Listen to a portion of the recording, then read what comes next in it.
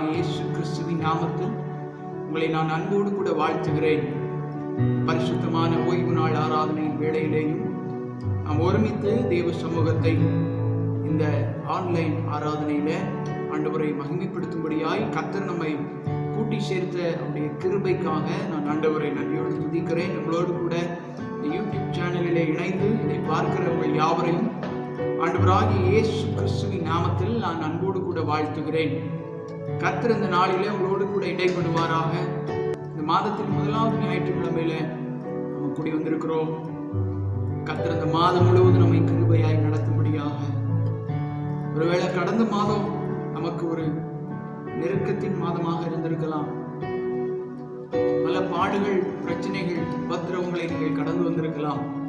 ஆனால் இந்த மாதத்தின் முதலாவது ஓய்வு நாள் ஆராதனையில ஆண்டவர் உங்களை ஆசீர்வதிக்க வேண்டும் என்று விரும்புகிறார். கர்த்தருடைய ஜெபங்களுக்கு பதிலளிக்க வேண்டும் என்று விரும்புகிறார். அவருக்கு நேராய் உங்களை திருப்புங்கள். தேவனுடைய சத்தத்தை கேட்கிறதற்கு உங்களுடைய செவிகளை திறவுங்கள். நிச்சயமாய் உங்களோடு கூட பேசுவாராக. சேர்ந்து ஒரு சில பாடல்களை பாடி ஆண்டவரை ஆராதிக்க போகிறோம். ஆனந்த துதி ஒலி கேட்கும், ஆடல் பாடல் சத்தமும் துணிக்கும்.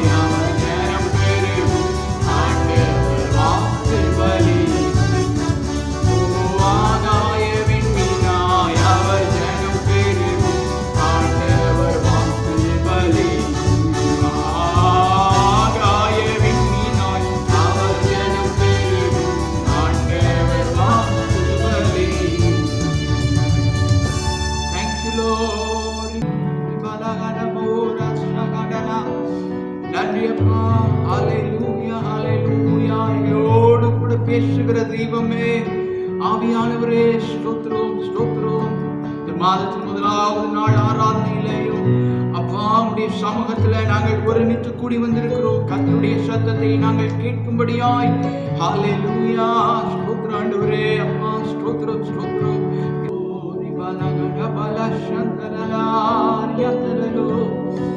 Praise God, hallelujah.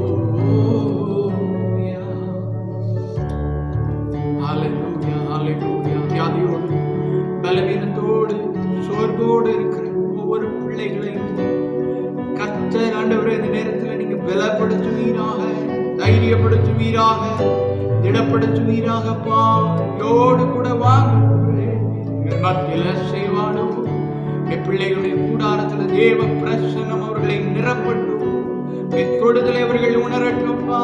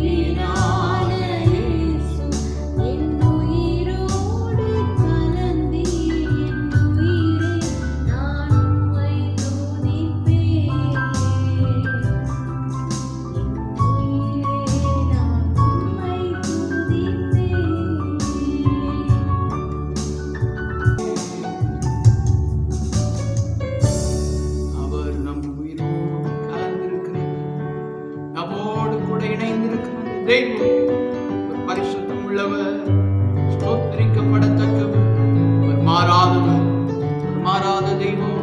உண்மையானவர், அதிசயங்களை செய்கிறது. நன்றி ஆண்டவரே, உம்மை நாங்கள் துதிக்கிறோம், உம்மை ஸ்தோத்திரிக்கிறோம்.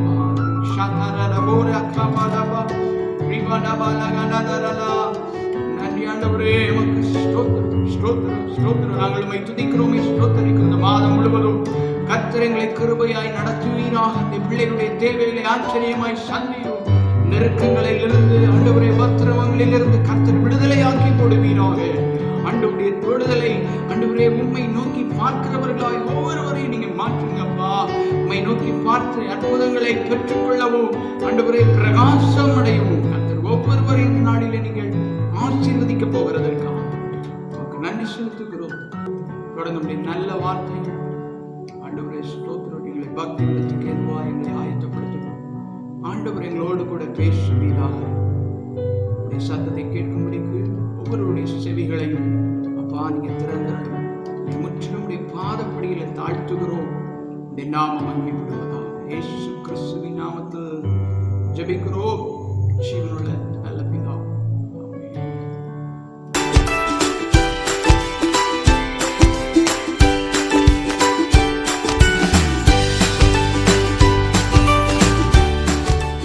கர்த்தர் நல்லவர். ஆண்டவராகிய இயேசு கிறிஸ்துவின் நாமத்தில் உங்களை நான் அன்போடு கூட வாழ்த்தி வரவேற்கிறேன்.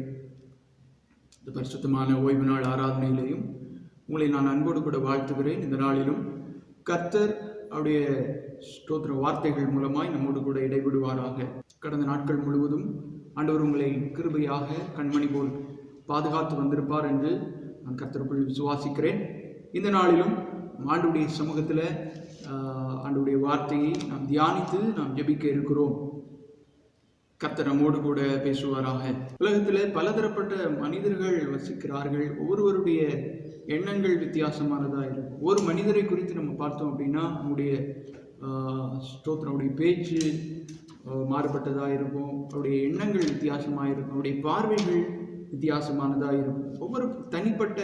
ஒவ்வொரு மனிதருக்கும் ஒரு விதமான சிந்தனைகள் இருக்கும். ஆனால் ஆண்டவர் நாம் எப்படி யோசிக்க வேண்டும், எண்ணங்கள் எப்படி இருக்க வேண்டும், நம்முடைய பார்வை எப்படிப்பட்டதா இருக்க வேண்டும் என்று சொல்லி ஆண்டவர் நம்மிடத்துல சில குணநலன்களை கர்த்தர் எதிர்பார்க்கிறார். இந்த நாளிலும் நம் ஆண்டவருடைய சமூகத்துல நம்முடைய பார்வைகள் எப்படி இருக்க வேண்டும், நாம் எதை பார்க்க வேண்டும், நம்முடைய பார்வையில எப்படிப்பட்டதான ஸ்தோத்திர கிரியைகள் வெளிப்பட வேண்டும். நம்ம பார்க்கிற போது அநேக காரியங்கள் இந்த உலகத்துல நம்ம பார்க்கிறோம்.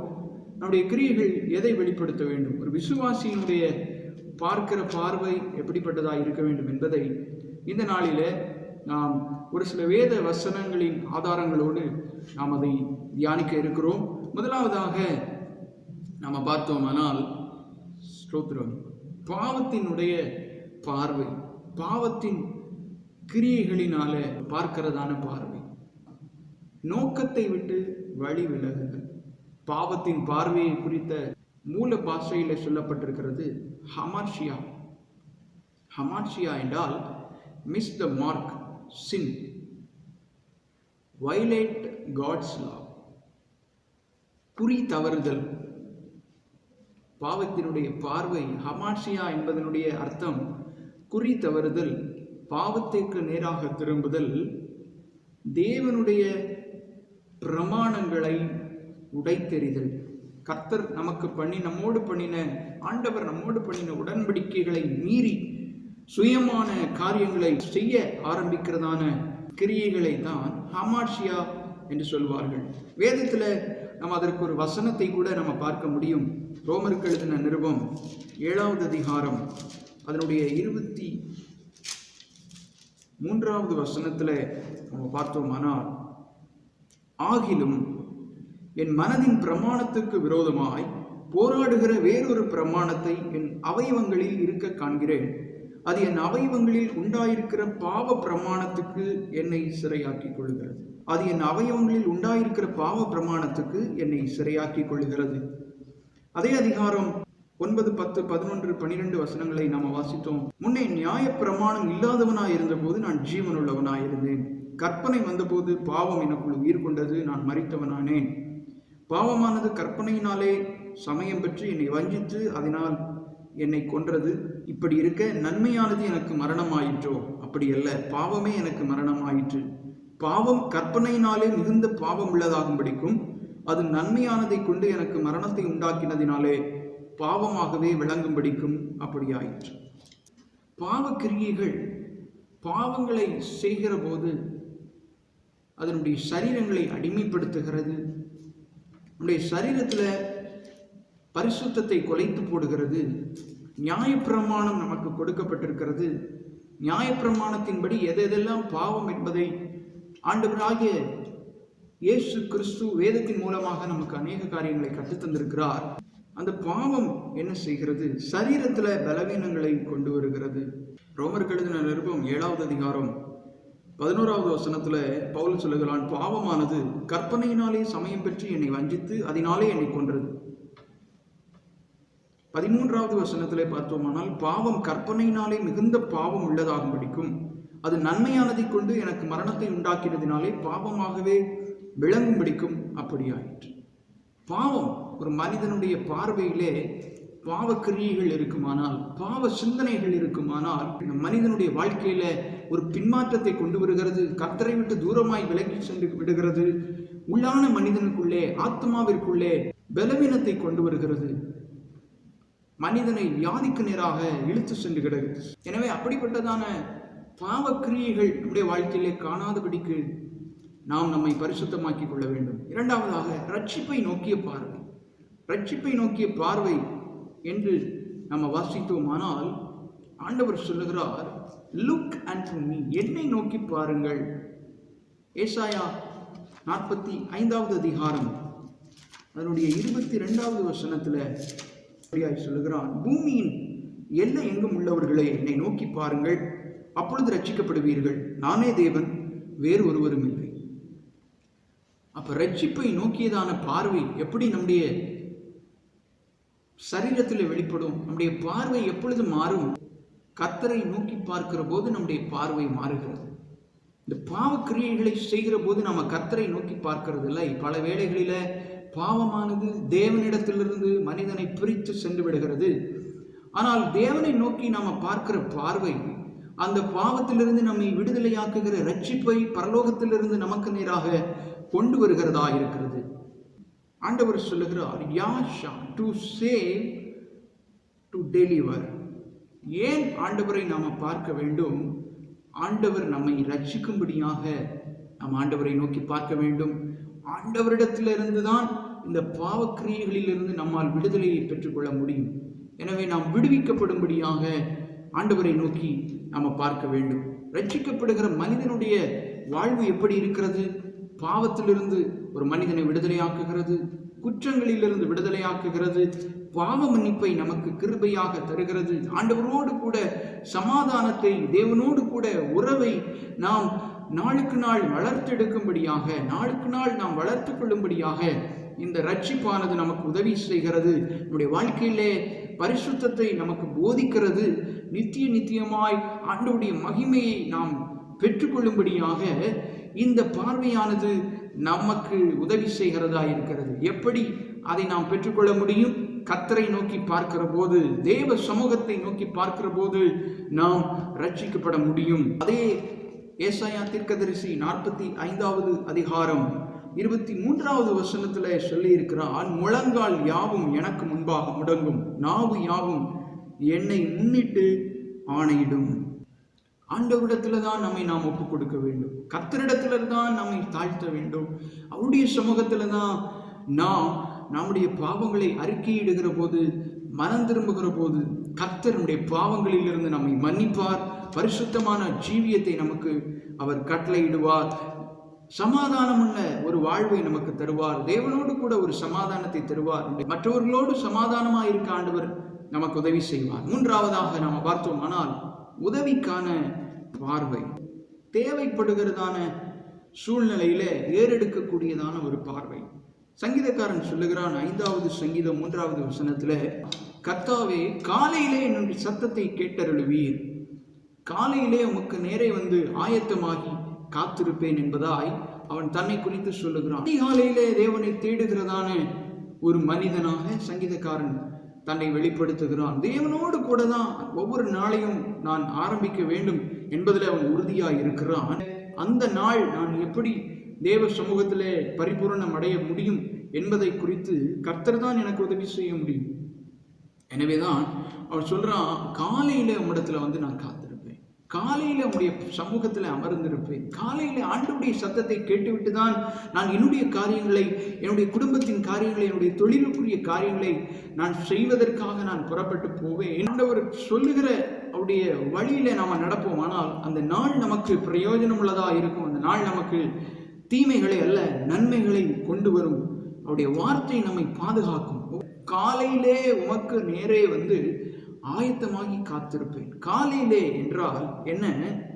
எண்ட் ஆஃப் த நைட், இரவினுடைய முடிவு, காரிருளின் முடிவு, பிகினிங் ஆஃப் த டே. ஒரு நாளினுடைய ஆரம்பம் காரிருளை மறைய செய்து வெளிச்சத்தை தருகிறதா. அந்த விடியலில் கர்த்தருடைய சமூகத்திலே நாம் அமர்ந்திருந்து காத்திருப்போம். ஆனால் ஆயத்தமாகி காத்திருக்கிறது.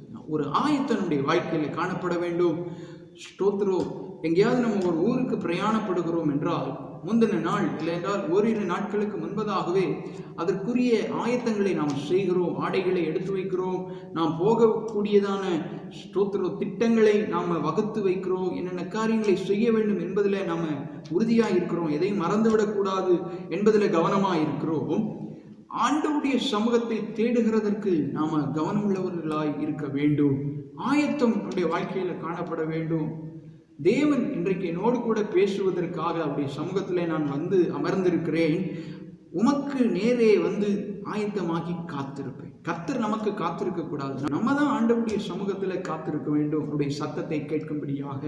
கொலோசியருக்கு எழுதின நிருபம் 3வது அதிகாரம் 2வது வசனத்திலே பார்த்தோம். ஆனால் நம்முடைய பார்வை பூமிக்குரியது அல்ல, மேலானவைகளை சார்ந்திருக்க வேண்டும். பூமியில் உள்ளவைகளை அல்ல, மேலானவைகளை நாடுங்கள். நம்முடைய பார்வை மேலான காரியங்கள், மேன்மையானவற்றை நாம நோக்கி பார்க்க வேண்டும். மேன்மையான பரலோகத்தை நாம் சார்ந்திருக்கணும். சங்கீதக்காரன் சொல்லுகிறதை போல, எனக்கு ஒத்தாசை வருகிற பர்வதங்கள், அதற்கு நேராகத்தான் என்னுடைய கண்களை நான் ஏறெடுக்கிறேன். 4வதாக ஊழியத்துக்காக வெளியே பார்க்கிற பார்வை. Look and the cultivated land. யோவான் எழுதின சுவிசேஷம் 4வது அதிகாரம் 35வது வசனத்தை நான் வாசிக்கிறேன். அறுப்பு காலம் வருகிறதற்கு இன்னும் 4 மாதம் செல்லும் என்று நீங்கள் சொல்லுகிறது இல்லையா? இதோ வயல் நிலங்கள் இப்பொழுதே அறுப்புக்கு விளைந்திருக்கிறது என்று உங்கள் கண்களை ஏறெடுத்து பாருங்கள். நம்முடைய பார்வை எப்படி இருக்கிறது? ஊழியக்காரனுடைய பார்வை ஆத்துமாக்களை குறித்ததாக இருக்க வேண்டும். நிலங்கள் விளைந்திருக்கிறது, அறுவடை செய்கிறதற்கு ஆட்கள் இல்லை. எந்த இடத்துல ஆண்டவருடைய அன்பை அறிவிக்க வேண்டும்? கர்த்தருக்காக ஆத்துமாக்களை ஆதாயம் பண்ணுகிறவர்களாக நாம் காணப்பட வேண்டும் என்று சொல்லி கர்த்தர் விரும்புகிறார். 5வதாக தியானத்தோடு சுட்டி பார்க்கிறதான பார்வை. தியானிக்கிற ஒரு தியானம் நமக்கு காணப்பட வேண்டும். ஈசாக்கை குறித்து சொல்லப்பட்டிருக்கிறது, அவன் சாயங்கால வேளையிலே தியானிக்கும்படியாக, ஆண்டவருடைய வார்த்தையை தியானிக்கும்படியாக அவன் புறப்பட்டு செல்வானாம். ஆண்டவருடைய சமூகத்துல நம்முடைய தியானம் காணப்பட வேண்டும். எவ்வளவுதான் நமக்கு வேலைகள் இருந்தாலும் அது எல்லாவற்றையும் ஒதுக்கி வைத்து விட்டு கர்த்தருக்கென்று ஒரு நேரத்தை நாம் ஒதுக்க வேண்டும். ஆண்டவருடைய சமூகத்தில் ஆண்டவருடைய சத்தத்தை கேட்கிறதற்கு நாம் நேரம் செலவிடுகிறவர்களாய் நாம் இருக்க வேண்டும். சங்கீதக்காரன் 8வது சங்கீதம் 3-4 வசனங்களிலே அவன் இப்படியாய் சொல்லுகிறான். உமது விரல்களின் கிரியையாகிய உம்முடைய வானங்களையும் நீர் ஸ்தாபித்த சந்திரனையும் நட்சத்திரங்களையும் நான் பார்க்கும்போது மனுஷனை நீர் நினைக்கிறதற்கும் மனுஷகுமாரனை நீர் விசாரிக்கிறதற்கும் அவன் எம்மாத்திரம் என்கிறேன். மனுஷனை நீர் நினைக்கிறதற்கும் மனுஷகுமாரனை விசாரிக்கிறதற்கும் அவன் எம்மாத்திரம். ஏன் அப்படி அவன் சொல்லுகிறான்? இந்த மிகப்பெரிய நிலப்பரப்பை ஆண்டவர் தம்முடைய வார்த்தையினாலே உண்டாக்கினார். வானங்களை படைத்தார், மலைகளை படைத்தார், ஆறுகளை, கடல்களை, மிகப்பெரிய அழகான விருட்சங்களை எல்லாம் கர்த்தர் படைத்தார். ஒரு சாதாரண ஒரு சிறிய துரும்பை போலதான் மனிதனை கர்த்தர் படைத்து வைத்திருக்கிறார். அவருடைய பார்வையில நாம சிறியவர்களாகத்தான் இருக்கிறோம். இவ்வளவு பெரிய படைப்பில என்னையும் கர்த்தர் உருவாக்கி இருக்கிறார். என்னையும் அவருடைய பிள்ளையாக தெரிந்தெடுத்திருக்கிறார். நானும் அவருக்கு பிள்ளையாக சாட்சியாக வாழ வேண்டும் என்று சொல்லிதான் என்னை முன்குறித்து வைத்திருக்கிறார் என்று நம்முடைய பார்வை வேதம் சார்ந்ததாக காணப்பட வேண்டும். தியானத்தோடு வேத வசனத்தை தியானிக்கிறவர்களாக கர்த்தர் எவ்வளவு பெரிய மகத்துவம் உள்ளவர், எவ்வளவு பெரிய ஆண்டவர், எத்தனை நேர்த்தியாக இந்த உலகத்தை சிருஷ்டித்திருக்கிறார் என்று நாம் அறிந்து நம்மை அவருடைய சாயலாக மாற்றினாரே, நம்மை அவருடைய பிள்ளையாய் மாற்றினாரே, இந்த வருடத்துல நன்றி எறிதல் உள்ளவர்களாக நாம இருக்க வேண்டும் என்று சொல்லி கர்த்தர் விரும்புகிறார். ஆறாவதாக நினைவு கூர்ந்து திரும்பி பார்க்கிறதான பார்வை. அதனுடைய கிரேக்க பதத்துல அனாம்னெசிஸ் என்று போடப்பட்டிருக்கிறது. நினைவு கூறுதல், திரும்பி பார்க்கிறது, டு ரிமெம்பர், டு கலெக்டிங் என்று போடப்பட்டிருக்கிறது. 1 கொரிந்தியர் 11வது அதிகாரம் 23வது வசனத்திலிருந்து நாம் வாசித்தோமானால், ஆண்டவருடைய கல்வாரி ரத்தம், இயேசு கிறிஸ்துவினுடைய சிலுவை மரணத்தை அதுல போடப்பட்டிருக்கிறது. ஆண்டவருடைய மரணத்தை நினைவு கூறும்படியாக அவருடைய பந்தியிலே நாம் எப்படி ஆயத்தம் பண்ணப்பட்டிருக்க வேண்டும் என்று சொல்லி ஆண்டவர் நமக்கு முன்மாதிரியாய் காண்பித்த கிரியை அங்கே போடப்பட்டிருக்கிறது. ஆண்டவர் 24வது வசனத்துல ஸ்தோத்திரம் பண்ணி அதை பிட்டு நீங்கள் வாங்கி புசியுங்கள், இது உங்களுக்காக பிற்கப்படுகிற என்னுடைய சரீரமாயிருக்கிறது, என்னை நினைவு கூறும்படி இதை செய்யுங்கள் என்றார். அப்ப ஆண்டவர் நமக்கு பண்ணின காரியங்கள், அவருடைய ஜீவனை பலியாக ஒப்பு கொடுத்தார் அல்லவா, நம்மை ரட்சித்தாரே, அவருடைய பிள்ளையாய் மாற்றினாரே, பாவங்களிலிருந்து நம்மை மீட்டு கொண்டாரே, நம்மை பரிசுத்த ஜாதியாக தெரிந்து கொண்டாரே, நம்முடைய அக்கிரமங்களை எல்லாம் மன்னித்தாரே, நம்முடைய நோய்களை சுகமாக்கினாரே, நம்முடைய பிராணனை அழிவுக்கு விலக்கி மீட்டு நன்மையினாலோ கிருபையினாலோ இரக்கங்களினாலோ நம்மை முடிசூட்டினார் அல்லவா. அதை நாம் நினைவு கூற வேண்டும், அதை நாம் திரும்பி பார்த்து கர்த்தரிடத்துல நன்றி அறிதல் உள்ளவர்களாக நாம் காணப்பட வேண்டும். எப்படி நம்ம பார்க்கணும்? ஆண்டவருடைய சமூகத்துல மேலான ஒரு பார்வை நமக்கு இருக்க வேண்டும். கர்த்தர் யார், அவர் எப்படிப்பட்டவர், அவர் எதற்காக இந்த பூமிக்கு வந்தார், ஏன் ஆண்டவர் மரித்தார் என்று நாம யோசித்து, எனக்காகத்தான் இந்த ஆண்டவர் இந்த பூமியில கடந்து வந்தார், எனக்காகத்தான் அவர் வாழ்ந்தார், எனக்காகத்தான் அவர் மரித்தார், என்னை அவரோடு கூட அழைத்து செல்லும்படியாகத்தான் அவர் ஒரு நாள் வரப்போகிறார் என்று அவருடைய வருகையை எதிர்நோக்கின பார்வையாக நம்முடைய பார்வை காணப்பட வேண்டும் என்று ஆண்டவர் விரும்புகிறார். நம்முடைய பார்வை காணப்பட வேண்டும். 7வதாக இரட்சகரை நோக்கிய பார்வை. பேஷண்ட்லி வெயிட், பொறுமையோடு ஆண்டவருடைய சமூகத்துல அவருடைய வருகைக்காக காத்திருக்கிறதான ஒரு காத்திருக்குதல். பிலிப்பியருக்கு எழுதின நிருபம் 3வது அதிகாரம் 20வது 21வது வசனத்தை நாம் வாசித்தோமானால், நம்முடைய குடியிருப்போ பரலோகத்தில் இருக்கிறது, அங்கே இருந்து கர்த்தராகிய இயேசு கிறிஸ்து என்னும் இரட்சகர் வர எதிர்பார்த்து கொண்டிருக்கிறோம். அவர் எல்லாவற்றையும் தமக்கு கீழ்ப்படுத்திக் கொள்ளத்தக்க தம்முடைய வல்லமையான செயலின்படியே நம்முடைய அற்பமான சரீரத்தை தம்முடைய மகிமையான சரீரத்திற்கு ஒப்பாக மறுரூபப்படுத்துவார். அதுக்கு முந்தின 19வது வசனத்துல கடைசி பகுதி சொல்லுகிறது, பூமிக்கு அடுத்தவைகளையே சிந்திக்கிறார்கள். துன்மார்க்கர், பாவம் செய்கிற மனிதர்கள், இந்த உலகத்திற்குரிய காரியங்களை செய்கிறவர்கள் பூமிக்குரிய காரியங்களை யோசித்து, பூமிக்கு அடுத்தவைகளை யோசித்து தங்களுக்குரிய காரியங்களை அவர்கள் பிரதானமாய் வைத்ததினாலே கர்த்தரை நோக்குகிறதை அவர்கள் மறந்து போனார்கள், தேவ சமூகத்தை தேடுகிறதை மறந்து போனார்கள். நாம் எப்படி இருக்க வேண்டும்?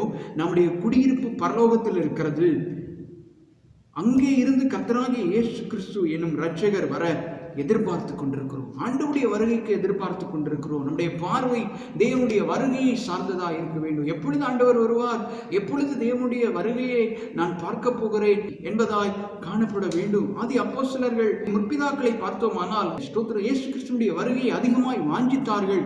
இன்றைக்கு ஆண்டவர் வருவாரா, இன்றைக்கு ஆண்டவருடைய வருகை இருக்குமானால் எவ்வளவு நலமாய் இருக்கும் என்று சொல்லி இந்த பூமிக்குரியவைகளை மறந்து பரலோகத்தையே நாடி பரலோகத்தையே பிரதானமாய் கொண்டு இயேசுவையே நோக்கி கொண்டிருந்த அநேகரை நாம ஸ்தோத்திரம் பார்க்க முடியும். அநேக பரிசுத்தவான்களை நாம பார்க்க முடியும். நம்முடைய பார்வையும் கர்த்தரை சார்ந்ததா இருக்க வேண்டும்.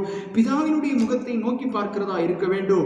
அவருடைய வருகையிலே எதிர்நோக்கி கொண்டிருக்கிறவர்களாய் காணப்பட வேண்டும். எப்படி நாம் அவருடைய வருகையை தைரியமாக எதிர்கொள்ள முடியும்? இந்த பாவத்திற்கு அடக்கம் பண்ணப்பட்டவர்களாக, பாவ கிரியைகளை விட்டு விலகினவர்களாக, பரிசுத்த ஜீவியம் செய்கிறவர்களாக நம்மை பாதுகாத்துக் கொள்ளுகிற போது நிலைத்திருக்கிற போது, தேவ பக்தி நம்மிடத்துல காணப்படும் போது, பரிசுத்தம் நம்மிடத்துல காணப்படும் போது, ஆண்டவர் விரும்புகிற கிரியைகள் நம்முடைய வாழ்க்கையில் நம்முடைய ஜீவியத்தில் இருக்கிற போது, தேவனை தேடுகிறதற்கு நாம முதலிடம் கொடுக்கிறவர்களாய் இருப்போம். ஆனால் அவருடைய வருகையை எதிர்நோக்கிய பார்வை நமக்கு நிச்சயமா இருக்கோ? ஸ்தோத்திரம். எப்பொழுது ஆண்டவர் வருவார், எப்பொழுது என் நேசரை காண்பேன் என்று சொல்லி உன்னத பாடல்களில பார்த்தோம். ஆனால் என் நேசர் எப்பொழுது வருவார்? ஆண்டவரிடத்துல கொண்டிருக்கிறதான அந்த ஒரு அன்பு, தேவனிடத்துல கொண்டிருக்கிறதான ஸ்தோத்திரம், அந்த உறவில நாம பின்வாங்க மாட்டோம். தேவனை நோக்கி நம்முடைய பார்வை காணப்பட வேண்டும். ஸ்தோத்திரம். நம்முடைய பார்வை கர்த்தருக்கு நேராக காணப்பட வேண்டும். நம்முடைய பார்வை எப்படி இருக்க வேண்டுமா? ஒரு 7 காரியங்களை நான் உங்களுக்கு வேகமாக சொல்லிக் கொண்டு போகிறேன். ரட்சிக்கப்படும்படியான ஒரு பார்வை பார்த்து நாம ரட்சிப்பின் பாதையிலே நம்மை திருப்பிக் கொள்ள வேண்டும். எப்பொழுது நாம் ரட்சிக்கப்படுவோம்? ஏசாயா 45:22 வசனத்துல ஏசாயா தீர்க்கதரிசி சொல்லுகிறார், என்னை நோக்கி பாருங்கள், அப்பொழுது ரட்சிக்கப்படுவீர்கள். Look and God. ஆண்டவரை நோக்கி பாருங்கள், நாம் ரட்சிக்கப்படுவோம். பார்க்கிறவர்களாக அல்ல, கீழ்ப்படுகிறவர்களாக இருக்க வேண்டும். பார்த்து கீழ்ப்படுகிறவர்களாக இருக்க வேண்டும். என்னாகும் 15வது அதிகாரம் 39-40 வசனங்களை வாசித்தோமானால், நீங்கள் பின்பற்றி சோரம் போகிற உங்கள் இருதயத்துக்கும் உங்கள் கண்களுக்கும் ஏற்க நடவாமல் அதை பார்த்து கர்த்தரின் கற்பனைகளை எல்லாம் நினைத்து அவைகளின்படியே செய்யும்படிக்கு அது உங்களுக்கு தொங்கலாய் இருக்க வேண்டும். நீங்கள் என் கற்பனைகளை எல்லாம் நினைத்து அவைகளின்படியே செய்து உங்கள் தேவனுக்கு பரிசுத்தராய் இருக்கும்படி அதை பார்ப்பீர்களாக. அப்படியே பார்வை எப்படிப்பட்டதா இருக்க வேண்டுமா? கற்பனைகளை நினைத்து அவைகளின்படி செய்கிற ஒரு பார்வை. ஆண்டவர் நமக்கு உபதேசம் பண்ணின வேதத்துல ஆண்டவர் கொடுத்திருக்கிற கற்பனைகளை நம்முடைய வாழ்வாக நாம மாற்றிக்கொள்ள வேண்டும். அந்த கற்பனைகளை நினைத்து அதை கிரியை செய்கிறவர்களாக, அந்த கற்பனைகளின்படி நடக்கிற பரிசுத்தவான்களாக நாம் இருக்கும்படிக்கு ஆண்டவருடைய வார்த்தையை பார்த்து அதற்கு நாம் கீழ்ப்படுகிறவர்களாக நாம் இருக்க வேண்டும். 3வதாக, ஒரு விசுவாசியினுடைய பார்வை எப்படிப்பட்டதாக இருக்க வேண்டும்? பார்க்கிறவர்களாக மாத்திரமல்ல, அதன்படி செய்கிறவர்களாக இருக்க வேண்டும்.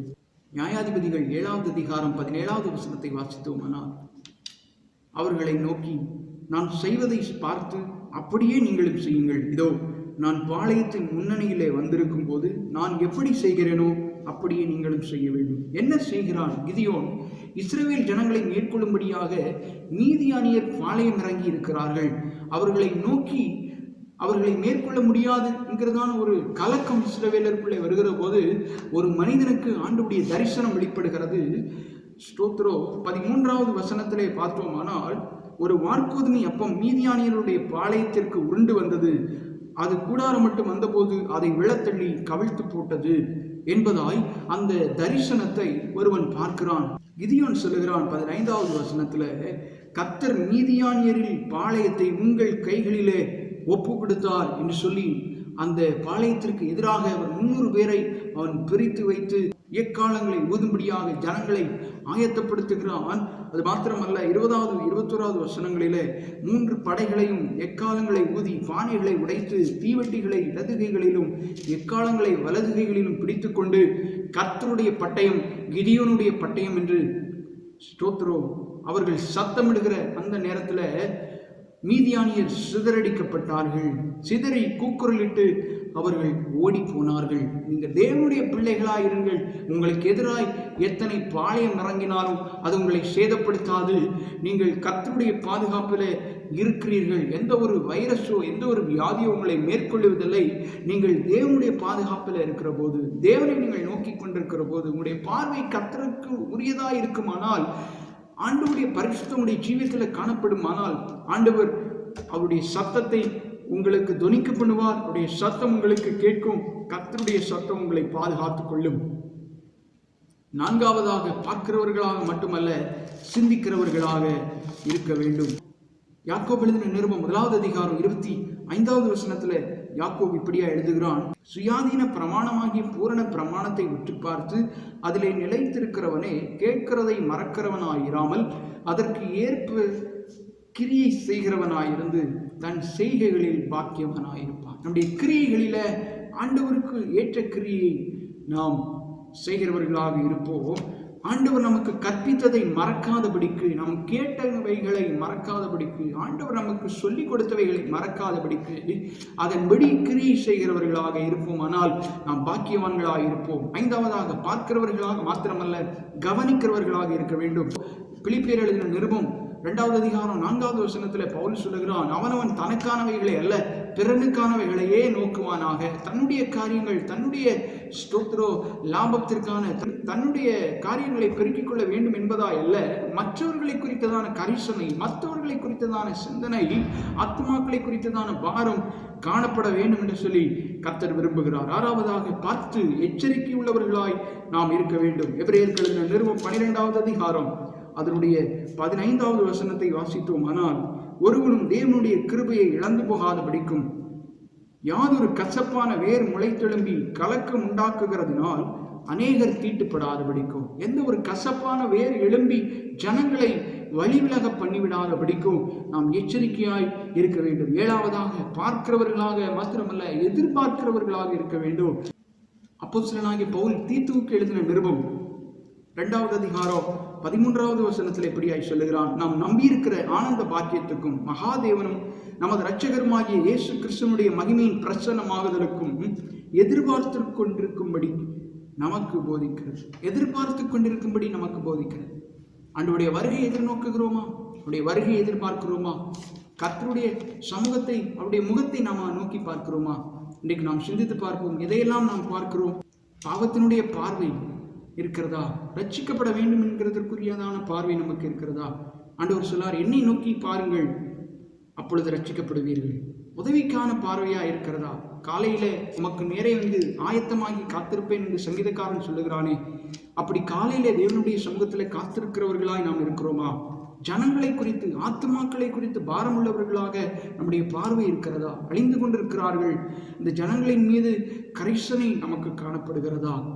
தியானத்தோடு கூடிய பார்வை நமக்கு இருக்கிறதா? ஈசாக்கை போல அவன் சாயங்கால வேளையிலே தியானம் பண்ணும்படியாய் போனான், அதிகாலையிலே தேவனுடைய சமூகத்துல தியானிக்கிறவனாய் இருந்தான். சங்கீதக்காரன் சொல்லுகிறான், நான் எம்மாத்திரம் ஆண்டவரே, நீர் என்னை சிருஷ்டித்திருக்கிறீர், நீர் என்னை பரிபூரணமாய் என்னை ஆசீர்வதித்திருக்கிறீர், நான் உம்மை நோக்கி பார்க்கிறேன், நீர்தான் இதை கொடுத்தீர் என்று சொல்லி ஆண்டவரை நோக்கி பார்க்கிறதான ஒரு பார்வை, நினைவு கூறுகிறதான ஒரு பார்வை. கல்வாரி அன்பில ஸ்தோத்திர, கல்வாரி ரத்தத்தை நமக்காக கர்த்தர் கிருபையாய் தந்தார். அவருடைய ஜீவனை பலியாய் ஒப்புக் கொடுத்திருக்கிறார், அவருடைய சரீரத்தை கிழிப்பதற்கு ஒப்புக் கொடுத்திருக்கிறார். என்னை நினைவு கூறும்படி இதை செய்யுங்கள் என்று நமக்கு மாதிரியை வைத்துவிட்டு சென்றிருக்கிறார். அவரை நாம் நினைவு கூறுகிறோமா? அவரை நினைத்து பார்க்கிறோமா என்பதை நாம் யோசிக்க வேண்டும். இரட்சகரை நோக்கியதான ஒரு பார்வை, ஆண்டுடைய வருகையை எதிர்நோக்குகிறதான பார்வை நமக்கு இருக்கிறதா? நம்மை நாம் யோசித்து பார்ப்போம். அதற்கு நம்மை ஆயத்தப்படுத்துவோம். ஒருவேளை வேளைகளில் ஏதாவது ஒன்றிலே நாம் குறைவுள்ளவர்களாக இருப்போம். ஆனால் கர்த்தருடைய சமூகத்தில் நாம் மறுபடியுமாய் ஸ்தோத்திரோ நம்மை மாற்றிக்கொள்ளுகிறதற்கு நம்மை ஆயத்தப்படுத்துவோம். மறுபடியுமாய் வேளையிலே நாம் உயிர்ப்பிக்கப்படும்படியாக நம்முடைய கிருபையை சார்ந்து கொள்வோம். கண்களை மூடி ஜெபிக்கலாம். நல்ல தகப்பனே, நன்றியோடு துதிக்கிறோம், ஸ்தோத்திரிக்கிறோம். ஆசீர்வதிக்கப்பட்ட ஆண்டவரே ஸ்தோத்திரோ ஓய்வு நாள் ஆராதனைக்காக நமக்கு நன்றி செலுத்துகிறோம் அப்பா.